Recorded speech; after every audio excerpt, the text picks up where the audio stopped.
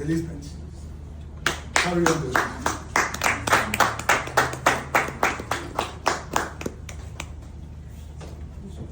Thank you, sir. Good afternoon, ladies and gentlemen. In an event that celebrates the power of voice, the longest speech marathon, I think I am honored to bring my speech titled "Confidence is a Skill, Not a Gift." I will start by asking a question. How many of us here can drive? I can drive. Anybody? Okay, thank you very much. How many of us drove perfectly the very first time we sat in front of a steering wheel? Not at all. Thank you for that honesty. But hold that thought. I'm going to come back to that. Let me take you back to my journey to confidence in speaking. Because so many of us, maybe you are here, maybe you are watching us online, and you are thinking, standing in front of an audience, it can never be me. It is not possible. I want to let us know that sometimes it is our mind that plays tricks on us. Most times when you think you are not capable, most times when you think it is not possible, most times when you think I can't stand in front of an audience and everybody will be looking at me, I would rather do something else. Sometimes you can do it if you tell yourself that you can. I would consider myself as, I can't say I am introvert and I cannot really say I am extrovert. But while growing up, I was somebody that was always ready to take part in a lot of activities in church. Drama, speaking. As a matter of fact, I remember then when we were in children's church, anytime we had this Children's Day celebration, and in my church then, when there was Children's Day Sunday, it has to be the children that would do all the activities. Choir, preaching. So I used to be the children pastor then. And thinking back now, I do not really know where I got that audacity from. Maybe from Temu, I don't know. But I used to be the children pastor. So I would do it with the mannerism of a pastor. And from church, even when I got to secondary school, till today I still remember the very first speech, the very first debate I participated in. I was in JSS 1. Rainy season is better than dry season. I guess it's a common topic. But that was the very first debate topic I did when I was in secondary school. You know, what's the point I'm passing across here is, so many of us grow up with that sprinkle of extrovert in us, that outspokenness is in us. But it then depends on the environment that we find ourselves. It depends on the environment, whether that environment encourages that outspokenness or not. So I discovered my voice in that place. It occurred to me that so I can use my voice, and it's very beautiful. But at that time, I also discovered something, that there were situations and even people that tried to silence that voice. And I'm just going to share two instances, and I will use it to pass my point on some things that may help you not to discover that confidence that is already in you. The first one happened in GSS 2. That term, I collected my report card. Of course, after your position or when that's called, there will be class teacher's remarks. Guess what my class teacher wrote in that report card? I was in GSS 2. Remember, my first debate in GSS 1. So that shows I had this tendency to talk. But in that report card, he wrote, Elizabeth. She's a bookworm, but talkative. Now, bookworm, that's good. But what's the talkative there for? I know what I did that time. I had to hide that report card from my parents. But you might be wondering, it's not that bad. Let me let you know the background story. My father was a secondary school teacher. My mom, a primary school teacher.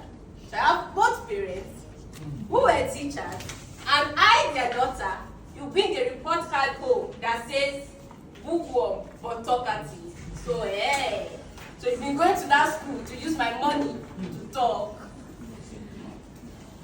I can't vividly remember what they did, and I'm sure they scolded me for that.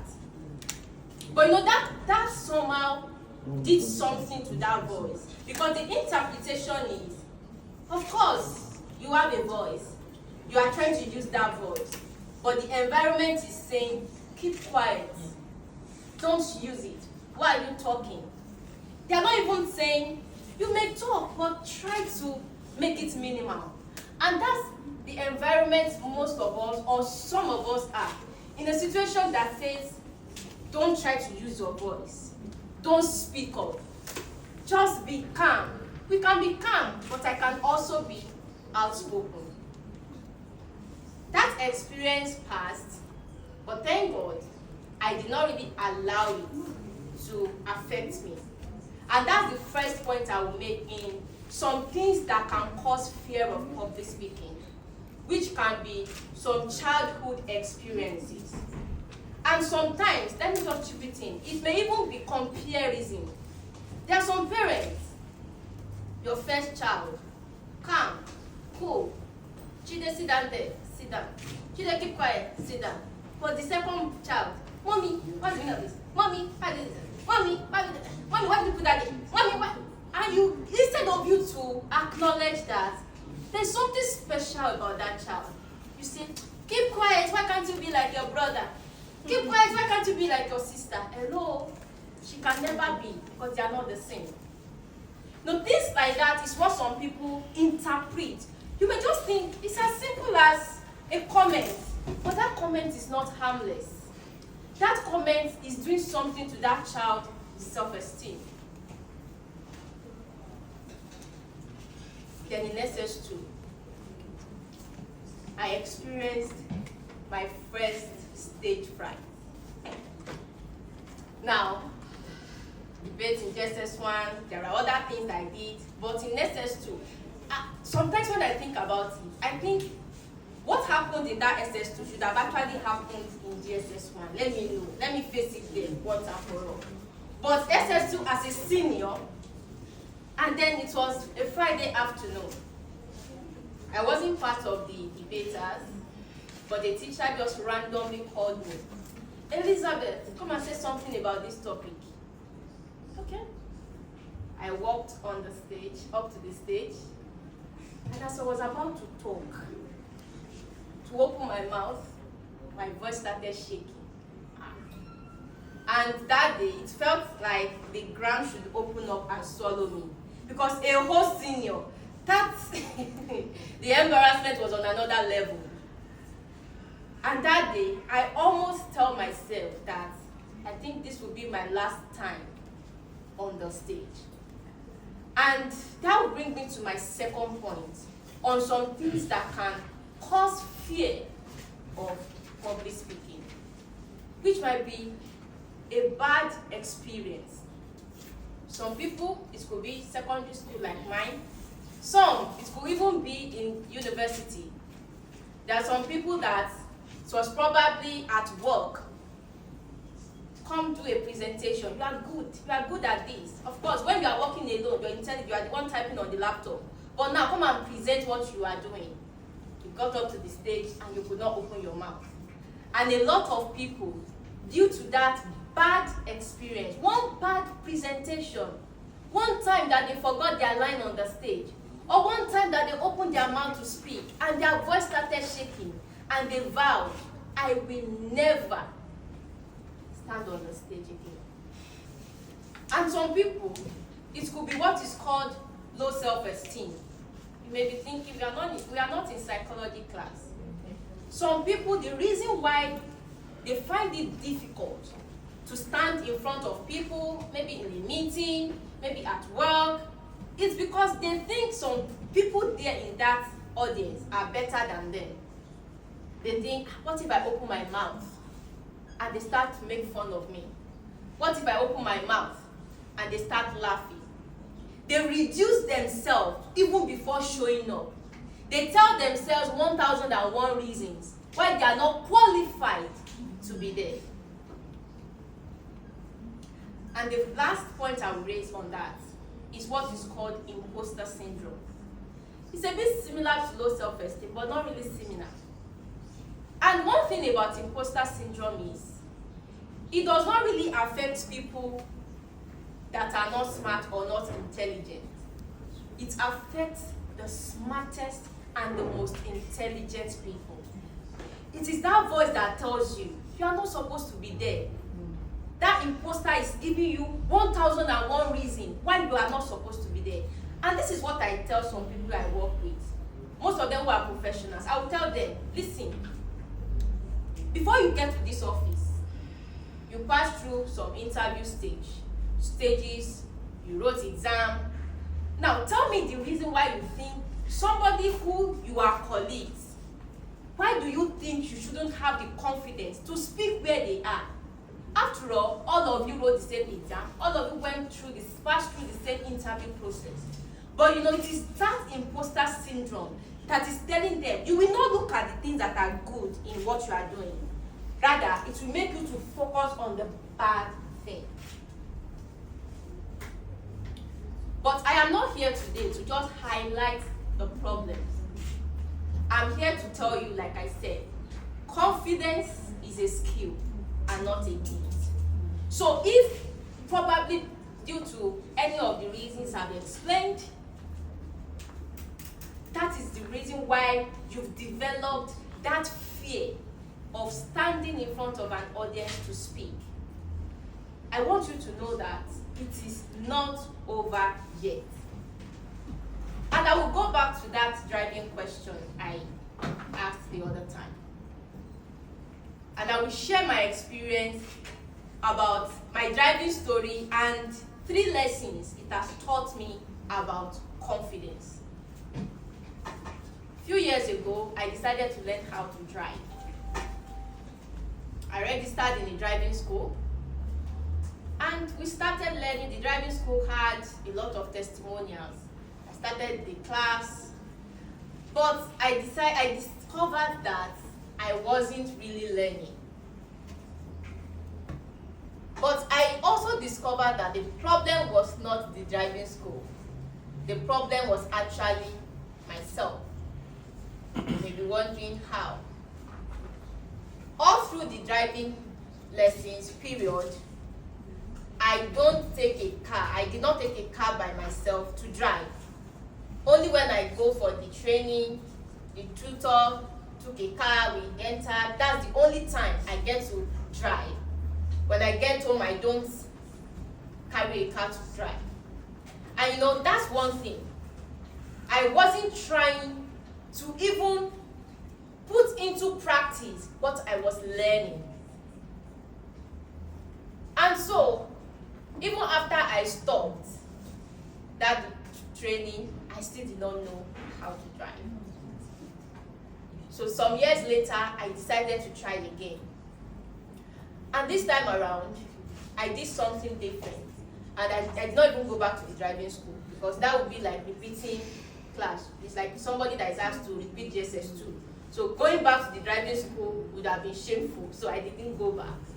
So I just asked a relative to teach me how to drive. And something else that I did there was that I trained through familiar routes that I will be passing every day. And I also tried to take a car by myself, independent of my tutor. And I saw improvement, really. I actually saw improvement. But there was a day I decided to carry the car by myself. The tutor was not there. That morning, I was already pumped up. I can do this. I can carry this car to my office. So that day, as I got out of my street and I entered the main street, I wanted to navigate from the street to the main road. I saw a car coming. And immediately I saw the car, all the things that had been taught disappeared. I was so scared. And because of the fear, I turned the steering wheel with fear to the other side. That day, I crashed into the Corvette. And I said, never again. I will not do this again. But did I stop trying? Yes. Because for some months, I did not try. But because I knew I needed that skill, I had to pick up myself again. And I tried again. And little by little, I started improving. Now, don't ask me to come and drive you to Ikeja or because if you ask me to come and drive long distance, I might not be that ready to do it. But one thing I want you to take from that story is the main reason I didn't give up was that I believe driving is a skill. And so if my tutor, my trainer can drive, that means I can also what? I can also drive. So that was what made me to try again. So despite the crashing into the Corvette, I did not believe that my head cannot take that. I did not believe that there's something somewhere that says you cannot learn how to drive. I know, as funny as that sounds, speaking, confidence in speaking is the same thing. Yes, it is. It is a skill. It is not a gift. It is not made for some special people. It is not made for because I am extrovert. No, it is a skill that you can learn and you can master. I said I was going to highlight 3 lessons from that story. The first one is confidence grows with mastery, not talent. So if you have ever had this idea that it is just for some special people, there are some people, in fact, I've delivered this speech somewhere and some people say, no, I don't believe confidence is a skill. There are some people that they just have that boldness. They may just have that boldness. The thing is, it's still a fact. For the fact that some people maybe naturally have that boldness, that still does not mean that even if you that do not naturally have that boldness, you cannot develop it. So you do not use somebody else's narrative or somebody else's experience to invalidate your own experience. That is it. So you also can develop it. So it grows with mastery. You just have to put your mind to it and decide to learn it. And the second lesson is fear will not disappear. Confidence is not absence of fear. Confidence is speaking despite that fear. For every time you want to climb that stage, for every time you are in a new environment and you want to just speak or you want to express your mind, most times you are still going to feel that anxiety. You are going to feel that nervousness. You are going to feel those butterflies in your stomach. But what makes you a confident speaker is that despite the nervousness, despite the anxiety, you still speak up. Because if you do not speak up, you are not going to improve and you are not going to learn. So, I am not telling you this now to say if you try to speak in a new environment next week or tomorrow, that you will not feel that nervousness. You might. But what will make you a confident speaker is that despite that, you will not let that voice to overshadow you. Because I want you to hold this. your message is more important than your fear. Whatever you want to say at that point, whether at a meeting, at a conference, in a church meeting, know that what wants to come out of your mouth is more important than that fear that you are feeling. My third point, confidence grows in the right environment. Just like driving, nobody is going to impact onto you. You can't go to your pastor now. Pastor, that is please, I want to learn how to drive. Please impact me with the skill of driving. And that will say, oh yeah, receive it. That's not going to happen. So it's not by impartation. So you have to create that environment for yourself. You have to start. If you do not take the first step, you are not going to learn. So that right environment could be, take your phone, decide, I want to speak for 5 minutes. Watch that recording again. Did I communicate very well? How is my hand movement? How is my confidence level? That right environment could be, ask your brother or your sister, please, I want to talk for 2 minutes. I just need 2 minutes of your time. Just watch me speak. You know, from that, your phone or your sibling, from that, you will go to your office one day and they will just ask you, please, anybody has another contribution? And you just get that confidence to speak, even if it's just for 1 minute. That is the right environment we are talking about. And that is how you can grow. And so, if I say confidence is a skill and not a gift,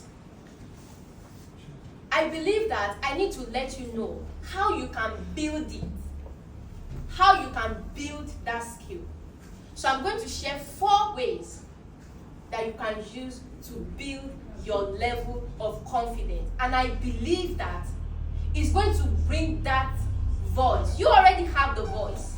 There is that thing in you that wants to express itself. Most people, we all have messages that we want to pass across, but it's that voice that is saying, don't take up that, don't record that content. What if they are dragging you for one mistake that you make? That's the reason why many people, they have something they want to say.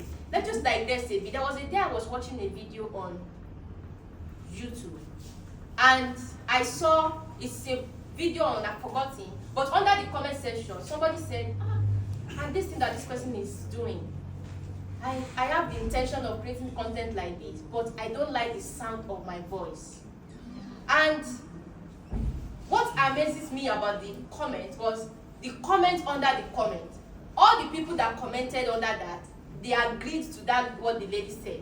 Same here. In fact, I've been wanting to do this. So it's not like we do not have the message, but it's just the fear that is holding us back. So the first thing is self-awareness. So from all the reasons I've highlighted, pick the one that you believe, what is really causing that fear? Was it a childhood experience that had? Was it one bad presentation? You have to be self-aware. The next thing is skill development. Understand that I need to develop this. Understand that I need this skill. And start to invest your time in developing it. And the third thing will be emotional regulation, which means most times when you want to talk, you have to make sure that you calm yourself down. Many people, what causes nervousness is they want to quickly rush through what they want to say. So they speak so fast, and they do not know that the way they are speaking so fast to their audience is being interpreted as nervousness. And the last point is repetition. You have to make sure that you keep doing it. Don't stop. Don't start today and say, I'm not going to do it again. So I'm going to end with this. It is not enough that you've heard how to develop your confidence. It is not enough that you've heard that confidence is a skill and not a gift. If you do not take that step, you are not going to develop it. You already know that you need this. Almost everybody knows that they need this skill. At work, in your business, you need it. but you have to make sure that you take that step. So speak in that office on Monday. Express yourself in that meeting. Record that video today. Do not tell yourself, no, I can't do this. Believe that you can do it, because confidence is a skill and not a gift. And I will be passing on the microphone to the next speaker. Thank you very, very much. I'm quite excited.